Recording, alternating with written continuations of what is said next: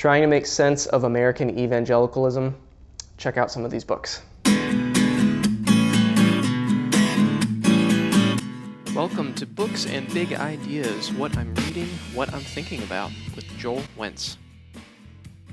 All right, so the title of this is 5 Books in 5 Minutes. That's a little bit of a lie. I'm going to list a bunch more because I had a really hard time cramming this down to 5 books. So I'm going to mention a few that I have not yet read, but I am planning to read. So before you start throwing these in the comments that I got to check these out, here's some books that I have not yet read that I am planning to get to. One is The Power Worshippers by Catherine Stewart.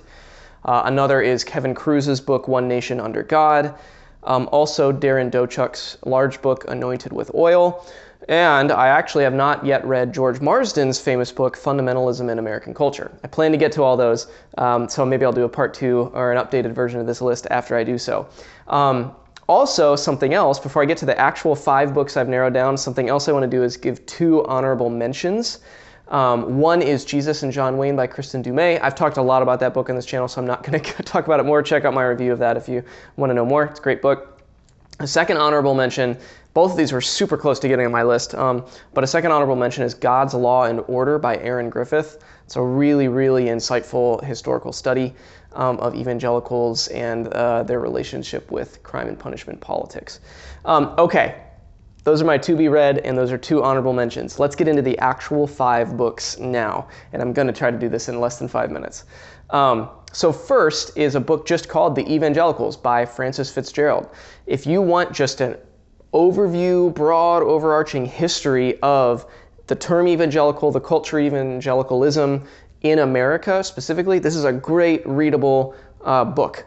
It surveys a lot of different movements, especially she does a really good job unpacking major figures as it relates to evangelicalism's tortured relationship with intellectual movements and public intellectualism and being considered an intellectual movement or not.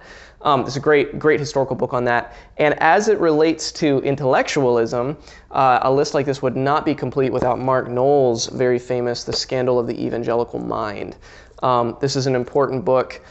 His opening sentence is, "The scandal of the evangelical mind is that there is not much of an evangelical mind." So he unpacks just what I talked about, the intellectualism, or rather anti-intellectualism, that has kind of plagued the evangelical subculture in America.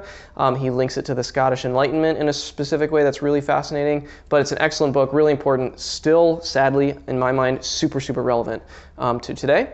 Another book that is a little bit coming at it a little bit of a different angle, but that I love and I've recommended to so many people, is Emerson and Smith's Divided by Faith.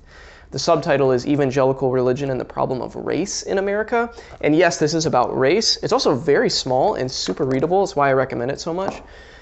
Yes, it's about race ostensibly, but also they do, I think, an admirable job unpacking what they call the cultural toolkit of evangelicalism. They apply it to why evangelicals have such a historically have had such a hard time with the race conversation, but it's applicable to other cultural issues in my mind as well. But it's a brilliant little book, super, super important, probably the easiest to read book on this list, and also provides some potent analysis for understanding just the subculture of evangelicalism. Okay, moving right along. Number 4 is a book, a bit of a more obscure book. I don't see many people talking about this or haven't, called Evangelical Disenchantment. By a guy named David Hempton. This is a really fantastic book. I wish more people knew about it. It's essentially 9 historical portraits of 9 different figures who, as the title implies, were in the evangelical culture and then grew disenchanted with it. It includes people like Vincent van Gogh, Elizabeth Cady Stanton, James Baldwin, some pretty well-known, as well as some other pretty obscure ones.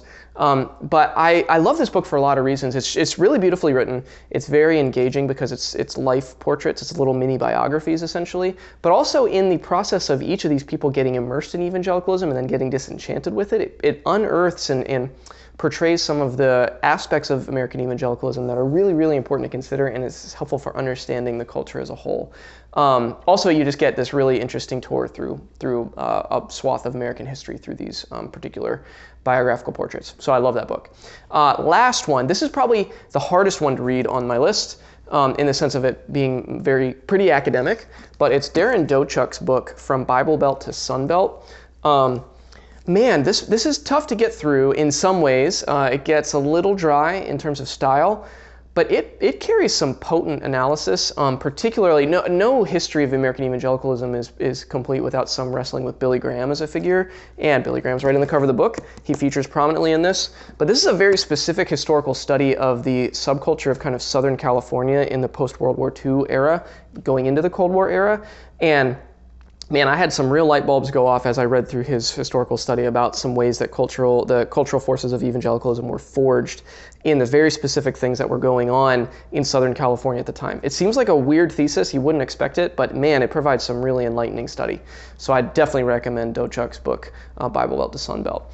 So there you go. There's more than 5 books in about 5 minutes on American evangelicalism. I hope that some of that intrigued you. If you have others that you'd recommend, either for my to-be-read list or things that I missed, go ahead and post below. Let me know. I love to read this kind of stuff. So recommend away. I hope that you were able to find something of interest here. Thanks for watching.